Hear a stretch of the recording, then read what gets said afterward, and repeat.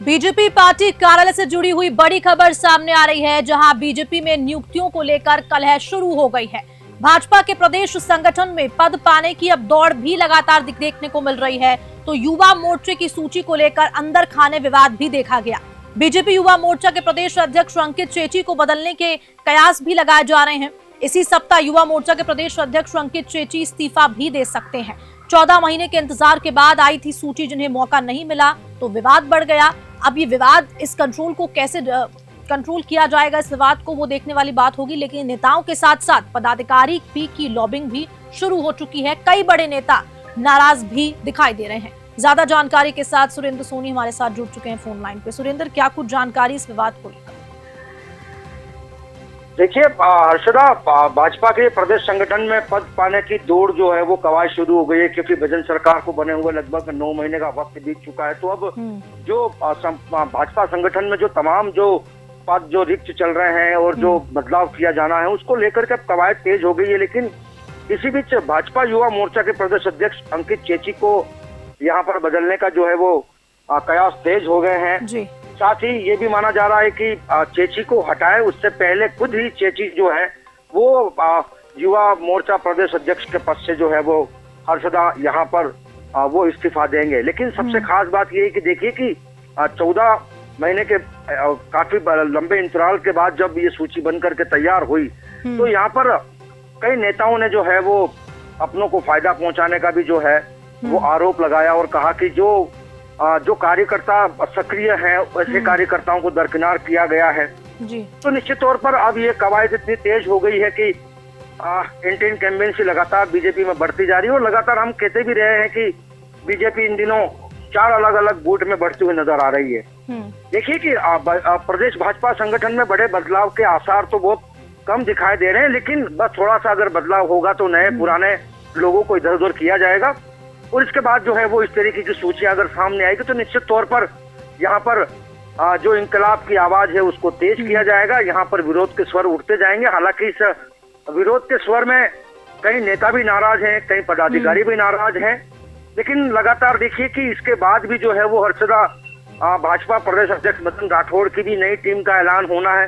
उन्होंने कुछ जिलों में जो है वो जिला अध्यक्ष के बदलाव किए हैं। तो निश्चित तौर पर अब लगातार जो बदलाव के जो कयास हैं वो तेज भी हो रहे हैं। और अभी ये पहली सूची नहीं है, इसके बाद कई सूची आने वाली है। लेकिन अगर भाजपा में इस तरीके से अगर तस्वीर बनती है तो निश्चित तौर पर कई गंभीर सवाल खड़े होते हैं हर्षदा। सुरेंद्र, बिल्कुल देखिए, ये जो नाराजगी होती है ये सिर्फ बीजेपी की बात नहीं है। हर पार्टी में जब कोई बदलाव होता है तो देखी जाती है। तो आखिरकार देखिए, ये सबसे गहन सवाल भी है कि आखिरकार नेताओं में इस तरह की नाराजगी और विवाद क्यों देखा जाता है? क्योंकि बदलाव तो पार्टी की अच्छाई के लिए या पार्टी की जो फ्यूचर है, कॉन्सिक्वेंसेस देख के, रिजल्ट क्या होंगे, हम अच्छा काम कर सके सब मिलके, उसी के लिए बदलाव किया जाता है। देखिए इसकी वजह यही है कि 14 महीने के बाद, लंबे इंतजार के बाद सूची आई और ऐसे में संगठन में काम करने का जिन्हें मौका मिलना था उन्हें मौका नहीं मिला, वो नाराज हुए। और जिसे मौका नहीं मिलना था उसे मौका मिल गया। मोर्चे के पद पाने या दिलाने के लिए बड़े नेताओं ने जमकर यहाँ पर लॉबिंग भी शुरू कर दी और कई ऐसे नाम रह गए हैं जो बड़े नेता इस सूची में नहीं, जब नाम नहीं दिखे तो निश्चित तौर पर बड़े नेताओं की यहाँ पर नाराजगी बनी है।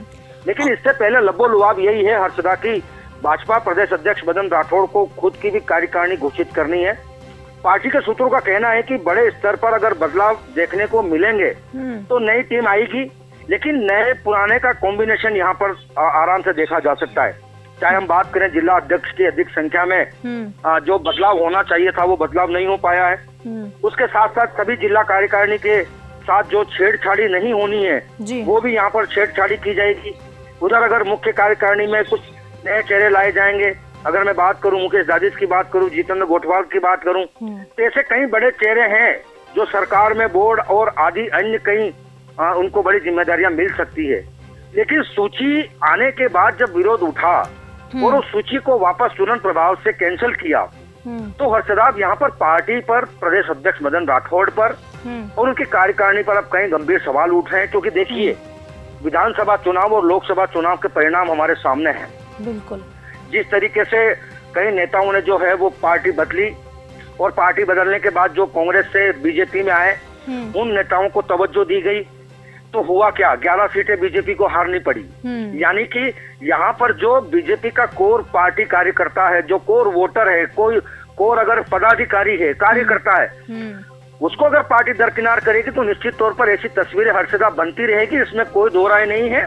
लेकिन देखिए कि अभी हाल ही में 7 सीटों पर उपचुनाव भी होने हैं, तो अगर ये विरोध अगर लगातार अगर उठता रहा तो निश्चित तौर पर 7 सीटों पर होने वाले उपचुनाव को लेकर के भी खासा असर देखा जाएगा, क्योंकि कई ऐसे पदाधिकारी हैं, ऐसे कई सक्रिय कार्यकर्ता हैं जो लंबे समय के अंतराल के बाद ये विश्वास जता रहे हैं कि भजन सरकार में उनको पार्टी संगठन में कोई बड़ा पद मिलेगा। देखिए कोई अगर 40 साल से अगर कोई कार्यकर्ता अगर पार्टी की जाजम उठा रहा है तो निश्चित तौर पर उसको इनाम मिलना चाहिए, लेकिन जिनको इनाम मिलना चाहिए उसको अगर इनाम नहीं मिलेगा तो निश्चित तौर पर ऐसे विरोध तो सामने आने ही है। और बार बार हम ये कह रहे हैं कि देखिए कि जब पार्टी गुटों में बढ़ जाती है तो निश्चित तौर पर ऐसे बगावती सुर उठते रहेंगे। लेकिन अब सबसे बड़ा चैलेंज मदन राठौड़ के लिए, देखिए अभी लगातार 2 दिन से जो है पार्टी मुख्यालय पर जो है वो राजस्थान प्रदेश प्रभारी राधा मोहन दास अग्रवाल की बात कर ले, BS संतोष की बात कर ले, तमाम बड़े जो आला अधिकारी हैं वो फीडबैक भी ले रहे हैं, कार्यकर्ताओं से बात भी कर रहे हैं, पदाधिकारियों से बात कर रहे हैं। लेकिन जिस तरीके से पार्टी में अगर कोई इस तरीके से विशेषकर अगर तवज्जो नहीं दी जाएगी तो निश्चित तौर पर ऐसे स्वर तो उठने ही है। हालांकि जिस तरीके से पार्टी सूत्रों का कहना है कि कल राधा मोहन दास अग्रवाल ने इन तस्वीरों पर काफी नाराजगी भी जताई थी और मदन राठौड़ को फटकार भी लगाई थी कि जब आप कोई सूची तैयार करते हैं तो उस सूची से पहले आप राय सलाह मशवरा करें पुराने कार्यकर्ताओं के साथ, पार्टी पदाधिकारियों के साथ। अगर आप कोई बदलाव करना चाहते हैं और आपको लगता है कि नया चेहरा आ सकता है पार्टी में और कुछ बदलाव हो सकता है तो आप निश्चित तौर पर बदलाव करें। लेकिन आप ऐसा नहीं है कि जो सक्रिय कार्यकर्ता हैं उनको आप दरकिनार करके नए को मौका दे दें, चाहे वो पैराशूट से आए हो या फिर किसी और पार्टी अप्रोच से।